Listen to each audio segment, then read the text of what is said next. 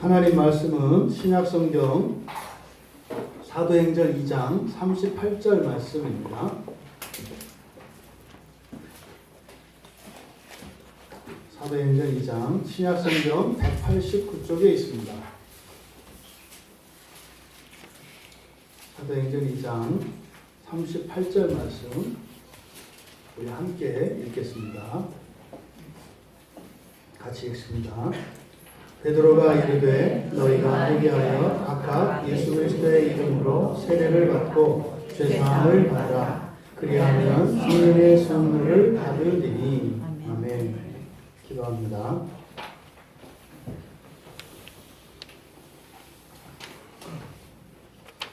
하나님 아버지, 하나님의 말씀이 참으로 진리인 것이 깨달아지고 믿어지게 하여 주셔서 참으로 하나님 말씀 안에 구원이 있음을 깨닫게 하시고 하나님의 말씀이 천지를 창조하신 능력이시며 보이지 않고 알 수 없는 것을 보이게 하시고 알게 하시는 전능하신 하나님의 능력인 것을 모두가 깨달을 수 있도록 은혜를 내려 주시옵소서. 감사하며 예수님의 이름으로 기도하옵나이다. 주님의 이름으로 거룩한 주일 예배 참석하신 여러분들을 축복합니다.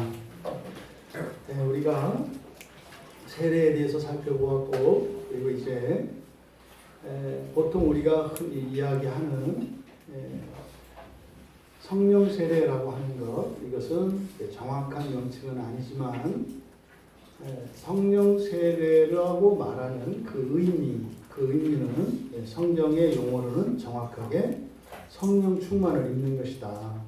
성령 충만을 입는 것이다. 왜 우리가 이런 이야기를 하는가 하면 우리는 하나님을 믿습니다. 근데 그 하나님을 믿는 그것은 오직 예수 그리스도를 통해서만 믿을 수가 있어요. 이게 무슨 말일까요?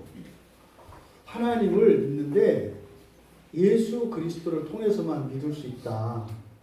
우리들이 많이 하는 말입니다만, 그러면 예수님한테 밑보이면 우리가 하나님을 만날 수 없다는 얘기인가? 도대체 예수 그리스도를 통해서만 하나님을 알 수 있고 믿을 수 있다. 이게 무슨 말이냐? 여러분은 눈으로 보지 않고 귀로 들리지 않고 머리로 이렇게 이해할 수 없고 여러분들이 감각할 수 없는 것을 알 수 있을까요? 없을까요? 없어요. 보이지 않고 들리지 않고 만져지지 않고 냄새나지 않고 느껴지지 않는, 그리고 알 수 없는 그것을 알 수 없어요, 여러분. 그러니까 예수 그리스도를 통해서 안다라고 하는 것은 하나님이 우리가 감각할 수 있도록 나타나신 것이 예수님이시기 때문에 예수님을 통해서만 아는 거예요. 그러니까 예수님이 아니고서는요 하나님을 알 수가 없다고요. 알 수 있는 건 딱 한 가지예요. 하나님이 계시다는 거. 하나님이 계시다는 것만 알아요. 그 나머지는 하나님에 대해서 알 수가 없다고요. 여러분이 한 번도 본 적이 없는 어떤 사람을 어떻게 알겠어요? 옛날에 그 결혼할 때 이런 거 많이 있었어요. 우리 어머님도 결혼하실 때 그랬대요. 뭐 양가 부모님들끼리 이렇게 짝을 지어가지고 그냥 결혼하기로 해서 결혼식 날 이제 처음 만난 거예요. 결혼식 날. 이게 우리 어머님도 그러니까 어린 나이에 이제 시집을 가는데 도대체 남편이 누군지 모른단 말이에요. 말로만 듣고. 근데 옛날에는 그 전통 혼례는 결혼식장에서도 신부들이 못 봐요. 눈을 아래에 깔고 이렇게 가리고 있기 때문에 앞에 안 보인다고요. 사실은 이거 끝나고 방에 들어가서 초야를 치를 때라야 비로소 자기 남편 얼굴을 제대로 보거든요. 우리 어머님이 도저히 궁금해서 안 되겠더래요. 그래서 이렇게 해가지고 이렇게 해서 봤대요. 근데 없더래요, 신랑이. 저희 아버님이 키가 작으셨거든요. 어떤 조그마한 애가 있더래요. 이상하다. 근데 저희 외가 쪽이 키가 다 크거든요. 외아버지도 키가 크시고 다 키가 크신데 저희 친가 쪽은 다 작아요. 근데 조금 아유 죄송한데 어쨌든 정말 작으셨거든요. 그러니까 작고 굉장히 빠르세요. 우리 김영근 집사님 아버님을 뵀는데 이미지가 많이 비슷해요. 쉬지 않고 일하시고, 예, 뭐 그냥 예, 그런 거죠. 전혀 알지 못한다고요. 그런 것처럼 여러분 많은 사람들이 하나님 이야기를 하는데 보지 않고 만져보지 않고 들어보지 않고 받은 것이 없는 사람이 어떻게 하나님을 알아요? 알 수 없어요, 여러분. 여러분들이 그렇게 알아지는 게 아닙니다. 그냥 확신이죠. 그건 뭐예요? 그거는 예수를 믿는 사람이 아닌 예수를 믿지 않는 사람도 가지고 있는 하나님이에요. 뭐예요? 그냥 초월자죠.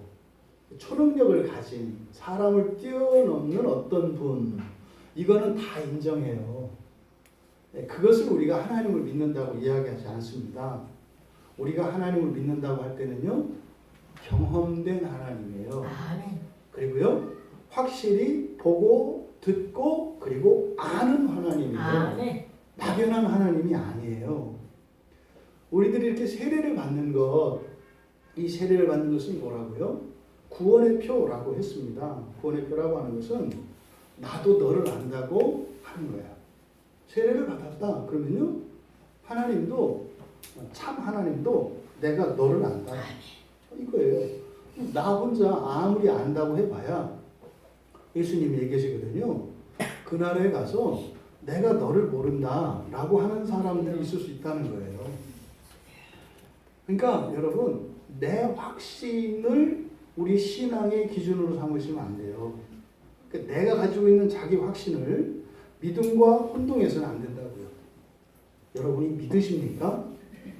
그러면 누구를 믿고 그분이 어떤 분이고 무엇을 믿는지 이야기할 수 있어야 돼요. 누군가가 여러분에게 교회 다니세요? 네. 아, 그럼 예수 믿으시겠네요? 네. 예수가 누구예요? 아, 지저스인데요. 이렇게 하면 안 되는 거예요. 예수님에 대해서 이야기를 해야죠. 이야기를. 어떤 분이신지. 그리고요. 이런 객관적인 지식 말고 여러분의 주관적인 지식도 있어야 돼요. 뭡니까? 여러분에게 경험된 내 인생 가운데 그분이 나와 어떤 삶을 언제 어디서 만났고 언제 어디서 나를 어떻게 하셨고 때로는 내가 예수님을 오해해서 미워한 적도 있었고 그래서 어떻게 오해가 풀렸고 이게 있어야 한다고요. 이게 있지 않은 사람은 기분에 따라서 신앙생활을 하게 되어 있습니다. 환경에 따라서 신앙생활을 하게 되어 있습니다. 여러분 결혼한 사람과 결혼하지 않은 사람은 분명히 다르거든요. 완전히 달라요. 이 얘기는 그냥 결혼식 올렸다는 걸 얘기하는 게 아니죠. 결혼하고도 결혼했는지 안 했는지 모르는 사람이 대다수예요. 진짜로 결혼한 사람은요 이미 확정을 했죠. 그리고 더 이상은 나로 살아가지 않습니다. 우리로 살아갑니다. 이게 결혼해서 살아가는 사람이에요. 근데 이제 골치 아픈 거예요. 결혼을 했는데 나로 살아가. 그러면 이거는 결혼한 것도 아니고 안 한 것도 아니고 그러니까 어떻게 돼요? 언제 죽나? 언제 나 혼자 되나? 근데 그게 낫잖아요. 우리로 사는 게 아니라 아니 머리 두 마리가 이 쌍두사로 살아가려니 얼마나 힘들어요. 둘을 물고 뜯고 이러는데. 그러니까 어떻게 해요? 내가 죽을 수는 없고 한쪽 목을 잘라서 그냥 이렇게 하나 되기를 바라지 않겠어요? 이 결혼은 그런 거 아니라고요. 하나 되는 거지, 하나. 그러니까 우리가 하나님을 믿는다 할 때 마찬가지예요, 여러분. 이 세상에서 결혼과 비슷한 게 예수를 믿는 거, 하나님 믿는 거거든요. 쌍두사가 되는 게 아니에요. 하나가 되는 거예요. 근데 머리가 누구예요? 하나님이라니까요. 머리가 하나님이에요. 근데 하나님이래요. 그럼 어떻게 해요? 요만한 머리가 있어가지고 하나님 머리는 많고 내 머리는 요만해. 그래가지고 근데 이제 요만해도 또 머리 노릇을 하거든요. 아니 뭐 이게 뭘 머리라고 이것 가지고 그러시냐. 하나님은 많다니까요. 저 요만고요. 그 머리를 잘라야 된다니까요. 근데 이 자른다는 게 뭐예요? 구체적인 지식과 경험이 있어야 한다고 그러거든요. 왜 지난 한 주 여러분들의 뭐 저 마찬가지입니다. 우리의 삶을 정직하게 하나님은 다 아시거든요. 지난 일주일을 한번 보시자고요. 과연 하나님이 내 일주일의 삶에 머리셨는가? 요만한 머리가 있지 않았는가? 생각을 해보시라고요. 우리가 세례를 받았다. 이건 뭐라고요? 하나님과 결혼한 거예요. 인간관계로 이야기한다면 그거를 이제 신학적으로 뭐 하나님의 주권 뭐 이렇게 얘기를 하는 겁니다. 근데 그 말이 그 말이에요. 그러면 이 세례를 받은 게 결혼하면 다냐? 아니라는 거죠. 그렇죠? 결혼하면 뭐 해야 돼요? 좋아야 하잖아요. 결혼하고 난 뒤에 좋아야 한다니까요. 제가 정말 이 소원이 그거예요. 그 교회 안에 있는 남편들이 얼마나 폼나는 게 남편인지 그걸 알고 누릴 수 있게 되기를 바라고, 교회 안에 있는 아내들이 얼마나 존귀하고 얼마나 사랑스러운 존재인지를 알게 되는 거예요. 이게 사실은 저는 우리 한국교회의 숙제라고 보는 겁니다. 지금 우리 한국교회가 넘어야 되는 것이 바로 이거예요. 이 가정 안에서 참다운 구원의 그 유익과 그 아름다움과 그 즐거움을 회복하는 겁니다. 이게 이제 소원이에요, 소원. 근데 여러분, 세례받은 것은 결혼한 겁니다. 구원의 표니까, 서로 인정하니까. 그럼 결혼했으면 뭐예요? 좋아야 한다니까요. 그게 없어요. 그러니까 사람들이 만들어낸 게 뭐라고 했어요? 성령 세례 이랬다는 거예요. 그거는 뭐 진짜 결혼 아니고 뭐 이렇게 해서 얘기를 했다는 거죠. 그렇게 함으로써 어떻게 돼요? 가정이 더 해체가 되는 것처럼 이 세례가 자꾸 훼손이 된다. 그냥 결혼을 한 번 하는 거고 그 다음에 결혼을 했으면 잘 사는 일에 신경 써야 한다 이 말이죠. 근데 안 살아지는 거예요. 그 첫 번째 이유는 어디 있다? 세례를 형식적으로 주고 세례를 믿음과 상관없이 그냥 받기 때문에, 그래서 교회의 잘못된 반행 이런 것들 때문에 그렇다. 이게 지금 우리나라에 있는 뭐 이렇게 교회 대부분 다 여기에 해당이 됩니다. 지금 이 자리에 계신 우리 모두도 어찌 보면 그 피해 안에 있는 사람들이에요. 무슨 말이에요? 결혼을 했는데 여러분들이 뭐 그런 거죠. 혼자서 옛날엔 나 혼자 먹고 살았는데 이제는 결혼하고 나니까 혼자서 두 사람을 먹여 살려야 되는 인생을 살고 있는 거죠. 그게 결혼이 행복하겠어요? 비참하죠. 오히려 이게 둘 셋을 먹여 살려도 실질적으로 내가 돈을 벌고 그렇게 부양한다 하더라도 먹여 살린다는 생각이 있는 한은 이건 불행한 거예요. 왜요?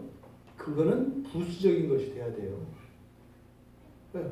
함께 있는 그것이, 그 사랑이 더 크니까 예전보다 더 어렵고 더 고생스러운 삶을 살아가도 그게 절대로 내 인생을 불안하게 하거나 그것이 고되게 하는 것이 아니라 더 큰 무엇이 나타나야 한다고요.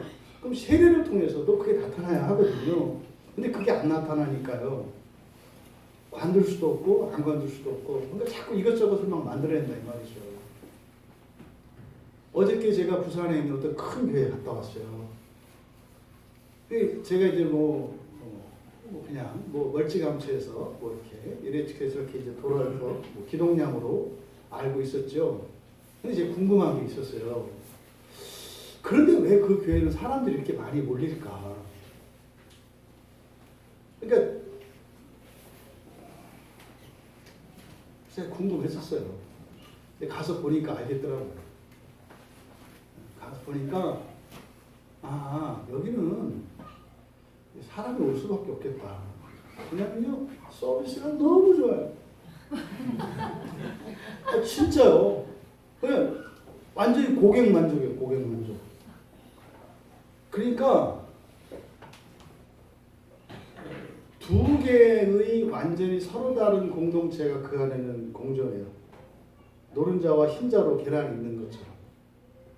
어디 한 군데는 깊은 어둠이 있어요. 근데 그것을 둘러싸고 있는 것은 수많은 사람들과 아주 좋은, 질 좋은 서비스와 폼나는 이런 것들이에요. 저는 양쪽을 다 하니까요. 참 마음이 아프고 힘들더라고요. 근데 또 한편으로는 끌리더라고요. 야, 여기 오고 싶겠다. 예를 들어서 정말로 어딘가에 진짜로 기독교다운 기독교로, 기독교인다운 기독교인으로 살자고 하는 사람들이 모여 있다면 거기는 말하자면 이제 빛의 덩어리 같은 거거든요. 이렇게 어둠이 하나도 없는 이 빛의 덩어리 같은 거예요. 이렇게 그런 데가 있다면 속하겠죠. 근데 없어요. 그러면요, 최선이 아니면 차선을 선택하게 돼 있잖아요. 어차피 없다면 어디로 가겠어요? 당연히 편하고 좋은 데로 가지 않겠어요? 그러니까 그런 데를 갔다 그래서 뭐 이렇게 저렇게 말할 수는 없어요. 근데 마음은 아픈 거예요. 마음은 아픈 거예요. 왜냐하면 어떻게 빛과 어둠이 공존해요? 성경에서는 그렇게 안 된다고 하잖아요. 빛과 어둠이 어떻게 공존할 수 있냐고 얘기를 하잖아요. 근데 공존하는 데가 너무 많아요. 그건 뭐예요? 사실은 공존할 수 없는데 우리가 보기에는 공존하는 것 같으니까 심하게 얘기하면 뭡니까? 굉장히 두려운 마음까지 드는 거예요. 우리가 세례를 받았잖아요. 그럼 뭐하라 했어요? 시작이라고 했잖아요. 세례는. 네? 시작이라고 했잖아요. 뭐예요? 그리스도인으로 살아가기를 결단한 거고 그게 세례 받았잖아요. 그러면 살아가는 그 일에 마음을 쏟아야 되거든요. 그런데 어떻게 해요? 수십 년을 내가 이렇게 세례를 받았나 안 받았나 이거를 물릴까 말까 이러고 살아요. 그래서 그때 벅하면 하는 소리가 뭐예요? 믿음이 없어요. 이런 말 하는 거거든요. 제일 나쁜 사람이에요. 아니 결혼을 해가지고 사방팔방에 결혼한 거 다 알려놓고 매일 바깥에 나와서 하는 말이 뭐예요? 야, 결혼하긴 했는데 실감이 안 나. 내가 꼭 이렇게 결혼에 얽매여서 살아야 되나? 이게 우리 신앙 안에서 이런 일들이 많다 이 말이에요. 세례를 받았으면 그냥 가세요 그 길로. 네. 믿니 여전히 이런 얘기 하지 마요. 그냥 가라니까요. 죄가 계속 속인다고요. 이런저런 모양으로 속여요. 뭐하게? 그 길을 못 가게. 속지 마세요. 그냥 가라니까요. 네. 이런 얘기를요, 제가 회사에 가서 얘기하면 회사 사람들 잘 알아들어요. 아시나요? 교회 사람들만 귀가 틀어막혀서 안 들리고 회사 가서 이야기하면 알아듣는다니까요. 여러분 회사에 입사하셨으면 열심히 일하세요. 성공하세요. 다 알아듣는다니까요. 세상에 어느 회사에 들어간 사람이 이 회사를 언제 관두지 이런 생각하는 사람이 어디 있어요? 그냥 있지도 못해요. 바로 잘려요. 근데 어떻게 세례를 받고 그 하나님 나라의 직원이 돼서 하나님 나라의 백성으로 살아가겠다는 사람들이 맨날 그 생각이더라고요. 갈까 말까 갈까 말까 할까 말까 할까 말까. 이제 그만하세요. 뭐 이렇게 세상에 여러분 우리에게 영화가 있습니까? 이 세상에서 누리는 보람과 즐거움이 뭐 이렇게 큽니까? 결단하세요. 결혼을 하고 나면 그 결혼의 영광이 있어요. 물론 거기에 때는 아픔도 있고 있습니다. 실패도 있고 좌절도 있어요. 근데 그거는 결혼을 해서 그런 게 아니라 결혼 안 해도 그런 거 있는 거예요. 예수를 믿으면 어려움이 없어지는 게 아니에요. 예수 안에서가 아니면 없는 영광과 기쁨과 복이 있어요. 아멘. 그러니까 사람들이 종종 오해하는 게 예수 믿으면은 모든 게 그냥 만사 형통하고 안 되는 일도 없고 다 잘 될 줄 알았다. 그런 거 없어요. 꿈 같은 소리 하고 있네.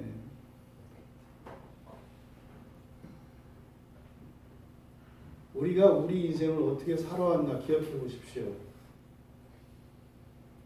우리 인생이 완전히 회복되는 게 쉽다고 생각하세요? 그러지 마세요, 여러분. 우리가 하루하루를 대충 함부로 살 수 없는 이유가 이게 꼬이면은요, 이게 풀어내는 일은 무지무지하게 어려워요, 여러분. 하나님의 능력은 모든 것을 하실 수 있는 능력이 있어요, 하나님. 아멘. 모든 것을 하실 수 있는 능력. 또 하나는 못 하시는 게 없는 능력이 있어요. 아멘. 이 둘을 여러분 구분해서 생각하셔야 돼요.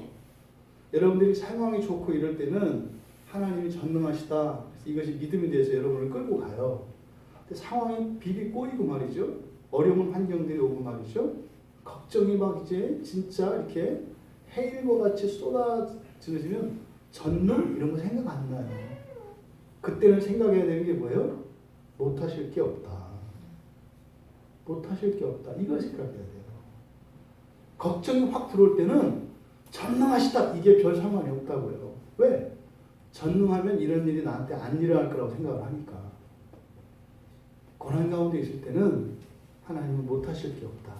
그러면 우리가 세례를 받고 나면 하나님이 모든 것을 하시는 전능하심과 못하실 것이 없는 전능하심이 우리의 삶 속에서 이제 생생하게 나타나는 겁니다. 아멘. 이것을 성령 충만이라고 합니다. 아멘.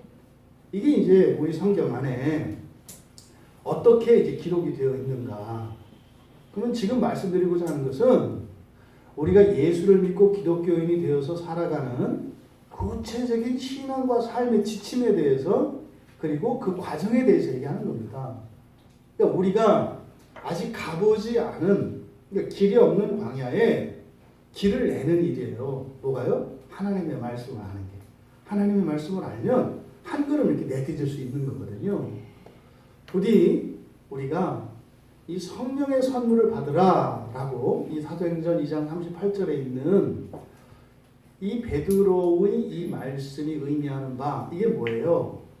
예수를 믿은 사람들에게 이야기하는 겁니다. 예수를 믿은 사람들 그 사람들에게 지금 하는 말인데 본문에서는 그렇게 돼 있잖아요. 회개하여 너희가 회개하여 각각 예수 그리스도의 이름으로 세례를 받고 죄사함을 받으라. 그리하면 성령의 선물을 받으리니. 아멘. 그럼 성령의 선물을 받는 것은요. 예수 그리스도의 이름으로 세례를 받는 것 그리고 죄사함 받는 것 이후에 일어나는 개별적인 다른 사건이잖아요. 그러니까 여기서 이 성령의 선물을 받으라고 하는 것 이게 뭐예요? 결혼해서 어떻게 우리가 행복하게 영광스럽게 살 수 있는가? 독신으로서는 도저히 누릴 수 없는 그 기쁨과 행복과 영광과 그 아름다움, 그 보람을 어떻게 누릴 수 있는가? 이걸 뭐라고요? 성령의 선물이라고 하는 거예요. 저는 여러분들이 이 성령의 선물을 여러분 개인적인 인생 안에서 또 여러분 가정 안에서 우리 교회 안에서 누릴 수 있게 되기를 바랍니다. 아멘. 이게 약속되어 있다고요. 아멘. 그러면 여기서 성령의 선물이라는 게 뭐냐 말씀드렸잖아요. 이거는 성령이 임하는 게 아니다. 그렇죠? 네, 우리가 예수를 믿으면 성령이 임하기도 하고 믿고 세례를 받으면 그 즉시 임하는 거고 그죠? 세례를 안 받았어도 먼저 믿었으면 임하는 거고 또 사실은 뭐예요? 우리가 이렇게 함께 모여 있으면 임한다고요. 그러니까 이거는 우리가 그걸 위해서 막 이렇게 애쓰고 이런 게 아니라 우리가 애쓰고 힘써야 되는 것은 뭐예요? 성령의 선물을 받는 거예요. 성령의 선물. 그건 여러분들이 하셔야 돼요. 아멘. 보따리 끌어내셔야 된다. 아멘. 성경 말씀을 알아야 되고 그것이 믿음으로 받아들여져야 되고 그것을 따라 의지적으로 살고자 할 때 그 선물의 성령의 선물의 효과와 유익을 누리게 되는 겁니다. 아멘. 그럼 여기에 성령의 선물 그랬잖아요. 그럼 여기 성령의 선물이라니까 예, 이렇게 소유격은 항상 두 가지 의미가 있다 했어요. 그러니까 성령이 주시는 선물 이런 뜻도 돼요. 성령의 선물이면 아버지의 선물 그건 뭐예요? 아버지가 주신 선물 이런 거잖아요. 그러니까 성령이 주시는 선물 이런 뜻도 돼요. 또 뭐예요? 성령이 선물이에요. 아멘. 성령을 선물로 받는 거 이런 의미도 된다 이 말이에요.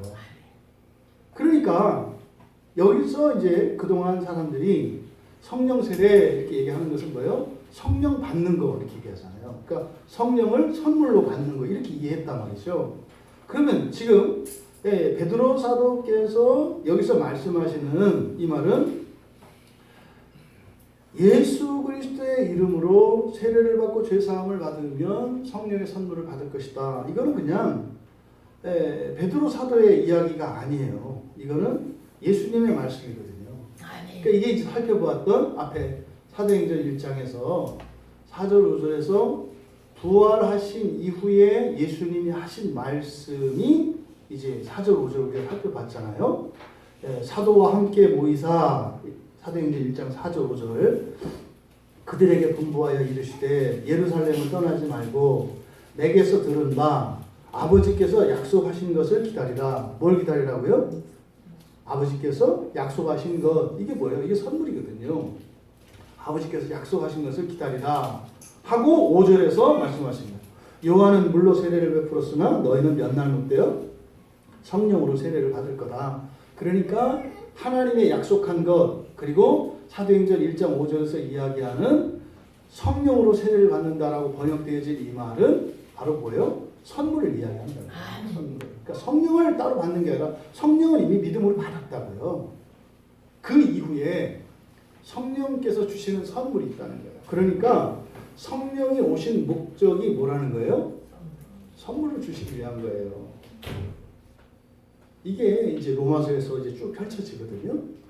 그러면 여기서 말씀하는 성령의 선물이라고 하는 것은 성령을 받으라는 의미가 아니라 뭘 받으라는 의미다? 성령의 선물을 받으라는 의미다. 그런데 여기서요. 우리말 성경에 지금 성령이라고 번역되어 있습니다. 성령. 근데 일반적으로 성경에서 성령을 나타내는 표현이 있어요. 이 헬라어에서는 성령은 이제 한자로 표현한 것이고 그대로 직역하면 성이 뭐예요? 거룩한 이런 뜻이에요. 영은 영이거든요. 거룩한 영이라는 뜻이에요. 그러면 헬라어에서는 형용사가 뒤로 와요. 그래서 뭐요? 맛있는 사과 그러면 이 나라 사람들은 말할 때 어떻게 말한다고요? 사과 맛있는 이렇게 얘기한다고요. 말의 순서가 달라요 우리하고. 근데 이 순서를 바꿀 때가 있어요. 순서를 바꿀 때는 뭐예요? 일부러 다른 어떤 의미를 두고 강조하기 위한 거거든요. 근데 여기서 성령은 그렇게 돼 있어요. 우리말 어순으로 그냥 하기우 푸니마토스 이렇게 돼 있어요. 원래는 푸니마토스 하기우 이래야 돼요. 영 거룩한 이게 성령을 나타내는 성경의 일반적이고 전형적인 표현이에요. 근데 여기에서는 바꿨어요. 이렇게 거룩한이라는 말을 앞으로 왔어요. 이것은 굉장히 특별한 의미가 있는 거예요. 이렇게 성령을 이렇게 나타낼 때 성경에 이제 사용된 용례들을 이제 다 찾아봤어요. 그랬더니 거기서 놀라운 유사점을 발견할 수가 있었어요. 대표적으로 맨 처음 성령을 나타낼 때 이렇게 거룩한 성령, 거룩한 영 이렇게 맨 처음 쓰인 데가 바로 마태복음 28장 19절이에요. 이게 대위임 명령이라고 하는 거거든요. 예수님께서 하신 말씀이죠. 예수님께서 제자들에게 주신 말씀이거든요. 가가지고 모든 민족을 제자로 삼으라는 거죠. 그때 세례를 주라고 한 건데 어떻게 해요? 거기에 아버지와 아들과 성령의 이름으로 세례를 베풀어라 그래요. 그때 성령의 이름으로 할 때 이 성령애가 거룩한 영 이렇게 돼 있어요. 그 시작이거든요. 복음서에서는 딱 그 하나밖에 없어요. 마태, 마가, 누가, 여기 요한복음 여기에서 그렇게 쓰는 것은 요거밖에 없어요. 그 다음에 이제 주로 이거는 사도행전에 이제 많이 사용이 되는데, 사도행전에 보면 사도행전 이제 우리가 지금 읽은 2장 38절 성령의 선물할 때 여기도 거룩한 영으로 되어 있고, 또 9장 31절에도 되어 있어요. 사도행전 9장 31절은 이렇게 되어 있습니다. 그리하여 온 유대와 갈릴리와 사마리아 교회가 평안하고 든든히 서가고 주를 경외함과 성령의 위로로 진행하여 수가 더 많아지느니라. 유대, 갈릴리, 사마리아 교회가 든든히 세워지고 수가 더 많아지더라 라고 하는 본문에 거룩한 영이 쓰였어요. 또 사도행전 10장 45절에 베드로가 함께 온 할례 받으신 자들이 이방인들에게도 우리가 이제 봤던 거예요. 성령 부어주심으로 말미암아 놀랐다. 이때도 거룩한 영 지난주 살펴봤죠. 그래서 거룩한 영이라고 하는 것을 강조한 거다. 성령이라고 않고 그 거룩한 영께서 어떻게 이방인에게 이런 놀람을 나타낸다 그랬어요. 이외에도 사도행전 13장 4절, 16장 6절, 또 고린도전서 6장 19절, 고린도후서 13장 13절에 이렇게 거룩한 영이라고 사용이 됐어요. 그러면 성령을 거룩한 영이라고 할 때 성경에서는 어떤 공통점이 있더라. 이 공통점이 뭐냐면 전도와 관계된 거예요. 전도와 관계되었을 때, 그러니까 하나님의 주시는 선물이 무엇과 관계되어 있을 때? 전도와 관계되었을 때 거룩한 영이라고 해요. 그럼 무슨 말이에요?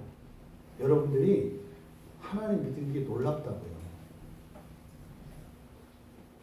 여러분들이 하나님 믿는 분들이라는 게 놀랍다고요. 지난 한 주 우리들의 삶을 보세요. 우리가 예수를 믿는 사람들이거든요. 그게 놀랍다고요. 그러니까 우리가 예수를 믿는 근거가 우리에게 있는 게 아니라 누구에게 있어요? 하나님 성령께 있다는 거예요. 그 거룩한 영께서 나를 예수 믿는 그리스도인 삼아 주셨구나. 그래서 거룩한 영이라고 할 때는 전도와 관계되어 있다. 다 거기에만 사용되어 있어요. 다 거기에만. 그러니까 성경에서 성령을 거룩한 영이라고 할 때는 바로 전도와 관계된 거구나. 근데 지금 본문이 뭡니까? 거룩한 영의 선물이니까. 그러니까 뭐예요? 여기서 그냥 우리말 성경에 성령의 선물 이렇게 되어 있는데, 이 성령의 선물이 뭔지는 구체적인 건 모르겠지만 무엇과 관계된 거라고요? 전도, 구원과 관계되어진 거라고요. 성령의 선물이라고. 그 구원이 뭐예요? 결혼했는데 결혼하고 나서 결혼 전에는 느낄 수 없었던 그런 사랑과 기쁨과 즐거움을 누리는 거, 이것을 성령의 선물이라고 한다 이 말이에요. 내가 교회 다니기 전에는 누릴 수 없었던 어떤 특별한 은혜들과 기쁨과 이런 것들을 성령의 선물이라고 한다 이 말이에요. 여러분 세례를 받으셨습니까? 그럼 거기에는 성령의 선물이 약속되어 있습니다. 그걸 받으세요. 이게 지금 베드로가 한 설교예요. 성령의 선물을 받으십시오. 제가 잘 물어보는 질문. 어제도 이제 부산에 가서 또 이렇게 이제 전도의 기회가 이렇게 펼쳐져서, 그래가지고 요새 좀 늦어졌어요. 우연치 않게 또 이렇게 전도를 하게 됐어요. 그죠? 그런 거예요. 그분이 가지고 있는 궁금증. 교회 가봤다는 거죠. 근데 이 사람들이 교회 왜 오는지 모르겠더라는 거예요. 교회 가서 교회 다니는 사람들을 보니까 이 사람들이 교회를 왜 오는지 모르겠더래요. 여기를 왜 오지? 이게 안 보이더래요. 그러니까 내가 교회를 와야 될 이유를 못 찾겠더라는 거예요. 교회 와서 보니까. 뭐요? 그냥 그분은 등산을 좋아해서 일요일이면 가서 등산 다니고 그러는데 산에 가면 사람들이 그 사람들이 거기 왜 왔는지 그냥 알아요. 산에 온 사람들 보면 왜 왔는지 안다니까요. 그냥 그 사람들 보고요. 집에서 어떻게 힘들어서 안 가려고 하다가 그 사람들 생각나서 간다는 거예요. 그래서 산에 다니다가 교회를 왔더니 이 산은 그냥 뭐 다리를 질질 끌면서 올라가는데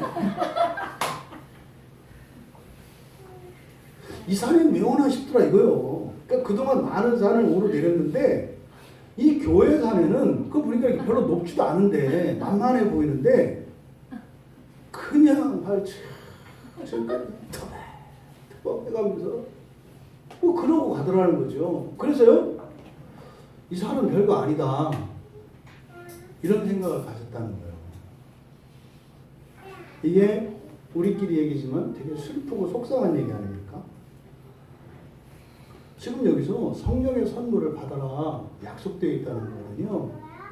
여러분 한 주 한 주 주일마다 성령의 선물을 다 받으시는 여러분 되시기 바랍니다. 아멘. 이 교회에 오지 않았다면 예배에 참석하지 않았다면 누릴 수 없었던 그것을 누려서 아멘. 여러분들이 일주일 살면서 힘들고 지쳐도 그래 보자 내가 다음 주일 채우고 나서 다시 한번 붙자 이렇게 될 수 있기를 바랍니다. 아멘. 그 성령의 선물을 받는 게 주일 예배죠. 아멘. 이게요 세례받은 신자들에게 약속되어진 거라는 겁니다. 아멘. 그래서 이 성령의 선물 이게 필요하다는 거예요. 아멘. 근데 이게 뭔지 모르니까 자꾸 뭘 만들어낸다고요. 말씀드렸죠. 서비스가 좋으니까 거기서 폼 난다 이 말이에요. 왜요? 아유 집은 그냥 손바닥만 하고 맨날 치우면은 애들이 한 번만 뒤집어 놓으면은 완전히 이렇게 되는데 교회 가니까 돼요? 깔끔하거든요. 넓은 대리석에 반짝반짝반짝하는 조명에 식당도 가면은 이렇게 폼이 나 우아해지겠어요 이렇게 딱. 네? 그래서 그 명품 성도가 된 것 같은 느낌. 집에 오기 싫을 것 같아요. 집에 가면 구질구질 맞은데, 네? 딱 집에 오면 폼 나는데, 그럼 내가 우리 교회잖아. 나 여기 사는 줄 알 거 아니야 사람들이. 그러니까 자꾸 교회에서 이렇게 있고 싶은 거죠. 집에 가기 싫어. 또 교회에서는 또 사람들한테 인정도 받고 말이죠. 교회는 조금만 티가 나잖아요. 딱 하면 금세. 뭐, 교회에서처럼 출세하기 쉬운 게 없어요. 사회에서 하는 거 반에 반만 해도 여기는 금방 떠. 여기는 금방 뜨거든. 그러니까요. 뭐 회사도 가기 싫어. 회사 가봐야 또 추가로 했는데 또 못한다고 막 구사해야지. 뭐 틀렸다고 트집 잡지. 뭐 교회에서는 그냥 막 이러는데 말이죠.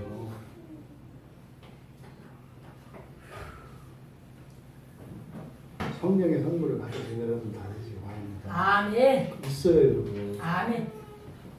그게 지금 베드로 사도가 하는 말이라고요. 아멘. 그냥 어떤 체험? 우리를 구원하신 목적은요. 우리의 인생에 관한 거예요. 아멘. 여러분 현재의 인생에 하나님이 구원을 주신 거잖아요. 그것을 성령의 선물이라고 한다. 그런데 이렇게 거룩한 영의 선물 이렇게 했을 때 이것은 무엇과 관계에 있더라? 전도와 관계되어 있더라. 전도와 관계되어 있다는 것은 전도하면 벌써 여러분들 벌써 딱 오그라들죠? 전도하면 또 사람들 전도, 여러분 전도 당하라는 얘기예요. 아멘. 먼저 여러분들이 먼저 진리를 받으시라고. 그래서 거룩한 영의 선물은 뭐예요? 그 거룩한 영께서 다시 말해 예수 그리스도로 말미암아 주신 그 구원의 은혜가 나한테 임하는 거. 구원과 관계되어 있다는 말이에요. 그럼 그게 어떻게 돼요?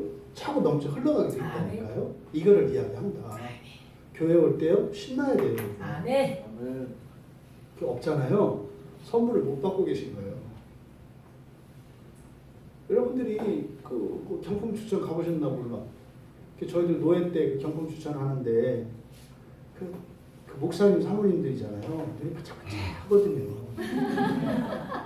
근데 성경에 별것도 아니야. 근데 그 번호표 딱 하고 저도 그래요. 관심 없는 척하면서 이게 몇 번이었지? 또 뭘 이런 걸 가지고 뭘 그래 몇 번이었지?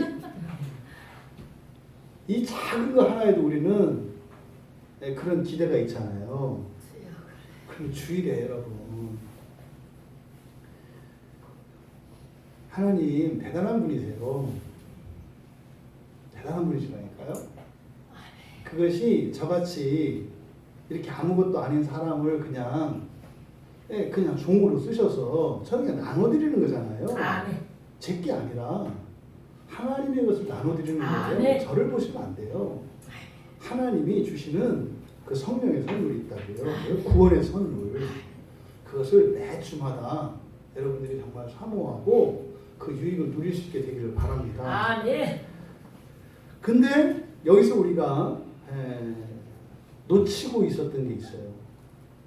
놓치고 있었던 게 뭐냐면 여기서 거룩한 영의 선물하면 전도와 관계된다고 그랬어요. 이 전도라는 것은 구원과 관계된다고 그랬어요. 구원은 예수 믿고 천국 가고 얘기하는 거 아니에요. 지금은 여기서 구원은 뭐예요?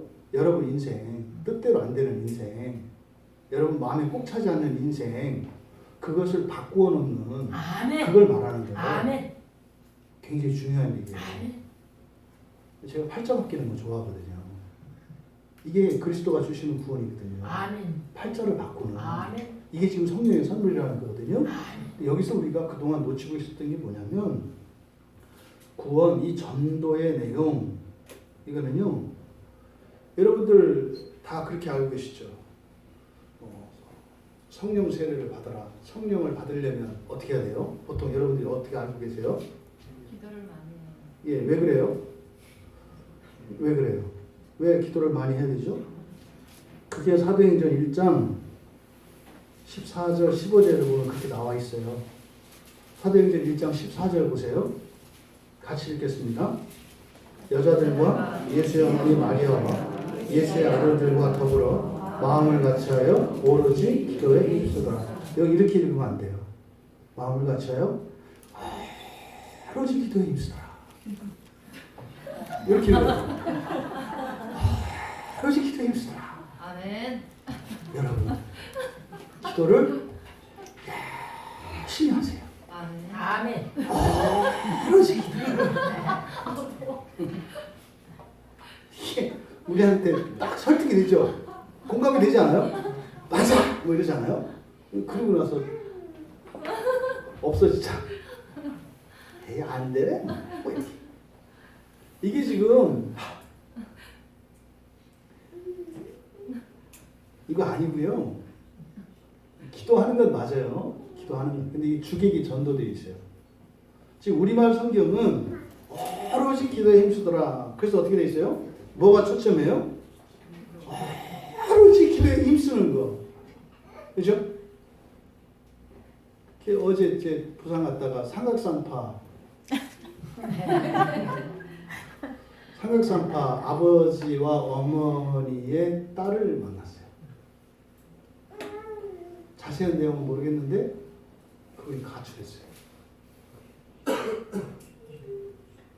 옛날 자세히 모르겠어요. 잘못된 신앙이죠. 뭐요? 소나무 뽑으려고 하는 두 부모님 밑에서 자랐는데 어떤 사정인지 모르겠지만 젊은 나이에 집을 나올 수밖에 없었더라고요. 자세한 얘기는 이제 못 들었어요. 이게 뭐예요? 오로지 기도에 힘쓰면 자식도 잘 되고 나도 잘 되고 다 잘 될 줄 알고 그러다가 이제 일이 뜻대로 안 되면 어떻게 되는 거예요? 양은 냄비 집어던지듯 다 왔더라. 뭐 이렇게 하는 거예요.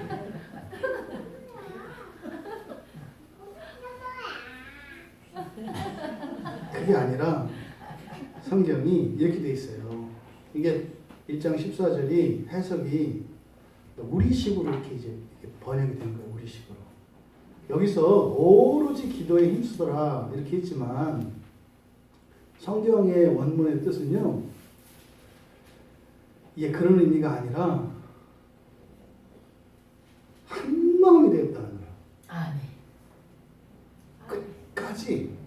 끝까지 그 마음을 놓치지 않고 계속 있었다는 거예요. 근데 그 끝까지 그 한 마음을 놓치지 않았다. 이게 우리말 성경에 그랬잖아요. 마음을 같이하여 오로지 기도에 힘썼다 이렇게 돼 있지 않습니까? 이때 마음으로 번역된 이 단어가 티모스라고 하는 단어예요. 이 티모스는 뭐냐면요. 여러분들이 이제 그 우리말로 뚜껑 열린다 이거 있잖아요. 그러니까 이게 다혈질이고 화내는 사람이 참다가 팍 터뜨리는 거 있잖아요. 이걸 뭐라 그래요? 하나님의 진노라고 하거든요. 하나님의 진노. 그러니까 여기에 마음이라고 번역된 단어는 바로 그 디모스에서 온 단어거든요. 그러니까 마음을 같이하여라고 하는 것은 한 마음인데요. 그렇게요? 이 격렬한 감정을 표출하는 것을 말하는 거예요. 그러니까요, 그러니까 어떤 것에 모든 감정이 공감되었다는 뜻이에요. 이렇게 감정이 공감됐다. 근데 그 감정이 뭐라고요? 하나님의 진노라고. 하나님의 진노에 모든 이들이 한 마음이 되었대요. 이게 무슨 말이에요?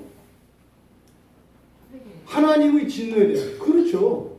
하나님의 진노에 대해서 떠나지 않는 거예요. 하나님의 진노에 대한 생각이.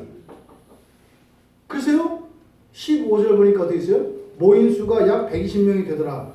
이게 지금요. 기도했더니 모인 게 아니에요. 기도했더니 모인 게 아니라 기도로예요. 기도로. 기도로 버틴 거예요. 뭐를요? 하나님의 진노에 대한, 그러니까 예수님이 우리에게 베푸실 세례가 뭐라고 그랬습니까? 주의 심판이라고 그랬잖아요. 그 심판에 하나님의 진노가 임하죠. 그러니까요, 이게 딱 맞는 거예요. 하나님의 심판에 대한, 그 하나님의 진노에 대한 그 두려움이 있잖아요. 아, 나는 불지옥에 들어가겠구나. 이게 있는 거예요. 어떻게? 나만이 아니라 그 자리에 있는 모든 사람들이 거기에 공감이 됐다는 거예요. 그럼 어떻게 돼요? 우리가 어찌할꼬 이렇게 되는 거예요. 근데 그 마음을 야야야야야 우리 이렇게 해서 이런 생각하지 말자. 긍정적으로 밝고 좋은 생각하자. 하나님은 사랑이시니까 용서할 거야. 우리 너무 이러지 말자. 이렇게 하지 않고 모든 이들이 어떻게 해요? 하나님의 진노 아래 있는 죄인과 같이 바들바들 떠는 마음으로, 근데 이 떠는 마음이 안 없어지더라는 거예요. 이게 야 죽게 되었구나. 이거는 영원한 불지옥에서 이거는 헤어날 길이 없겠구나. 이게 확 왔더라는 거예요. 떠나지 않는 거예요. 이거를 지금 우리말 성경에 마음을 같이하여 오로지 기도에 힘썼다 이렇게 됩니다. 하나님의 진노에 대한 이 두려움이 감정이잖아요. 그런데요, 하나님 무서워요. 하나님 살고 싶어요. 하는 이 감정이 모두 다 함께 표출이 됐다는 거예요. 어떻게? 기도로. 이때 기도는 어떤 기도였겠어요? 회개의 기도죠. 그리고요, 막 외치겠죠. 하나님, 제가 이런 죄를 졌습니다. 하나님, 제가 이런 죄를 지을 수밖에 없는 인간입니다. 저를 고쳐주십시오. 이런 죄를 짓지 않는 거룩한 자로 고쳐주십시오. 이게요, 전 세계 교회의 역사 속에 있었던 부흥이 일어날 때 여기 있는 거예요. 이거는 그러니까 기도를 열심히 해서 되는 게 아니라 기도를 안 할 수가 없는 거예요. 그 앞에 뭐가 있어요? 회개가 있는 거예요. 회개 앞에 뭐가 있어요? 하나님의 진노가 있는 거예요. 여러분들이 지난 한 주 왜 편안히 지낸 줄 아세요? 하나님의 진노가 전혀 느껴지지 않으니까. 그러니까 그게 항상 뒷전으로 밀리는 거예요. 여러분 100년 뒤에 이 자리에 계신 분 중에 뭐 우리 지성이가 제일 영한데 뭐 저 녀석도 뭐 100년 살겠어. 뭐 요즘에 수명도 지금 뭐 저 낮아지고 있대. 이제 다시 피크 치고 떨어진대요. 이제 100년 뭐 안 살 가능성이 많아. 100년 뒤에 여러분들이 이게 농담 아니잖아요. 앞으로 100년 뒤에 이 자리에 있는 우리가 단 한 사람도 지옥에 없기를 바랍니다. 아멘. 그래요. 모두 낙원에 있기를 바랍니다. 아멘. 아멘. 단 한 사람도. 아멘. 이게 실감이 안 돼요. 그러니까 어떻게 해요? 항상 이게 뒷전으로 밀린다고요. 그런데 지금 사도행전 1장 14절에서 이야기하는 건 뭡니까? 지금 예수님이 부활한 이유거든요. 승천하신 이유거든요. 예수님이 승천하시고 난 이후에 이들이 다락방으로 갔어요. 왜요? 벌벌벌 떨려서요. 뭐가요? 하나님의 진노가 확실하게 이렇게 와닿은 거예요. 그러니까 그 사람들이 처음에 몇몇이 모였다니까요. 여기 보면 14절 뭐라 그랬어요? 여자들과 예수의 어머니 마리아와 예수의 아우들과 이 사람들이 다 누구들이에요? 예수의 아우는 예수 안 믿던 사람들입니다. 집안 망신시키는 사람이라고 했던 사람들이에요. 예수님이 어디 가서 사역하고 있으면 형 좀 이러지 마. 형 때문에 우리 집안이 지금 아주 엉망진창이야. 이렇게 잡으러 오고 이랬다니까요. 마리아도 일조했어요. 뭐 두 마음이었는지 어쩐지 몰라도. 그랬던 사람들이에요. 그리고요, 지금 여기 있는 제자들, 이들이 함께 모여서, 이 제자들이 누굽니까? 예수님은 별거 아니다 했던 사람들이에요. 끝났다 하고 도망갔던 사람들이라니까요. 근데 이 사람들이 왜 예수를 믿지도 않았고, 예수를 배신했고, 또 자기의 생각과 달랐다고 도망갔던 사람들이 왜 다 함께 모였다고요? 하나님의 진노 때문에. 이게 옳고 그르고 좋고 나쁘가 없구나. 뭐예요? 아니, 내 목구멍이 포도청인데, 이 목구멍이 포도청이 아니라 뭐예요? 내 목줄이 포도청이에요, 지금. 이게 지금 하나 된 거예요. 그러니까 굉장한 긴박감이 이 안에 있었던 겁니다. 그러니까요, 지금 이 마가의 다락방은요, 옆에 사람 신경 안 써요. 누가 있는지 신경 안 쓴다고요. 15절에서 뭐라고 했어요? 모인 수가 120명이 됐다. 이 사람들이 어떻게 왔겠어요? 하나둘 들어오는 거예요, 이렇게. 수가 이렇게 채워진 거예요. 들어와 보니까 어떻게 했어요? 막 죄를 회개하고 난리가 난 거예요. 여러분, 교회에 딱 들어왔을 때 여러분들이 천사처럼 보이면 그 교회는 끝난 교회예요. 천사인 척하는 걸 말해요. 무슨 말이에요? 잘난 척하고 무슨 자기가 무슨 거룩한 신자인 것처럼 하면 그건 끝난 교회라고요. 교회 딱 갔는데 뭐예요? 교인들을 보니까 겸손해. 내가 보니까 굉장히 훌륭한데 훌륭하지 않대. 나는 못났대. 근데 보니까 그냥 거칠애로 하는 말이 아니라 진심이야. 이렇게 돼야 돼요, 교회는. 이게 지금 마가의 다락방에 일어난 사건이에요. 아니요. 제가 이래 보이지만 옛날에는 한성질 있던 사람이고요. 함부로 제가 저한테 사람 못 왔습니다. 주님이 저를 이렇게 만들어 놓으셨죠. 네. 지금도 제 안에 있어요. 그런 거 많거든요. 그러니까 좋게 봐주시는 거예요. 절대 그렇게 하지 마세요. 이런 거죠. 이런 거예요. 그것도 뭐예요? 대표적으로 뒷담. 이게 새신자들을 칼로 심장 찌르는 거예요. 교회 딱 왔는데 그런 거예요. 누가 와가지고 막 이래. 근데 저분 있잖아요. 저분이 사실은요. 이러면서 어떻게 해요? 험담하는 거예요. 이게 무서운 일이거든요. 지금 여기는 그렇지 않은 거죠. 뭐예요? 내가 주인입니다 하는 거예요. 내가 주인입니다. 우리가 다른 사람 눈에 들어가 있는 티끌을 얘기할 수 있는 사람이 어디 있어요? 여기는 지금 그런 거 없어요. 뭐예요? 내가 더러운 자입니다. 내가 가장 추악한 자입니다. 내가 가장 못난 자입니다. 그랬더니요, 사람이 모이는 거예요. 이렇게. 사람이 모이는 거예요. 120, 10이라고 하는 숫자는 꽉 찬 숫자입니다. 이스라엘 12지파를 뜻하고 세상의 모든 믿음의 백성을 나타낸 숫자가 12라는 숫자예요. 거기다가 곱하기 10이잖아요. 그럼 뭐예요? 여기서 120명은 숫자 120명을 말하는 게 아니에요. 이것은 성령께서 그리고 하나님께서 구원의 수를 말하는 거예요. 다 찼다는 거예요. 뭐하니까? 회개하고 자기 죄를 고백하고 내가 하나님의 진노 아래 있는 자를 임을 고백하니까. 그랬을 때 예수 그리스도를 믿고 얻은 구원이 가치가 있어지는 거예요. 아멘. 여러분 지금 솔직하게 생각해 보세요. 여러분 죄로 인해서 감사합니까? 또 여러분 죄로 인해서 걱정이십니까? 아니면 여러분 일상에 무슨 일 때문에 감사하고 무슨 일 때문에 걱정입니까? 만약에 여러분들이 일상에 대해서 죄에 대한 인식이 없이 일상에 대해서만 이것저것 머리 굴리고 있다면 여러분 지옥이에요. 틀림없어요. 지금 죽으면 안 돼요, 여러분들. 죽어도 죽지 마. 맞아요. 지금 죽으면 바로 지옥이에요. 지금 죽으면 안 돼요. 큰일 나. 그러니까 차 조심하시고 건강 조심하시고 더 살아야 돼요. 더 살아야 돼요.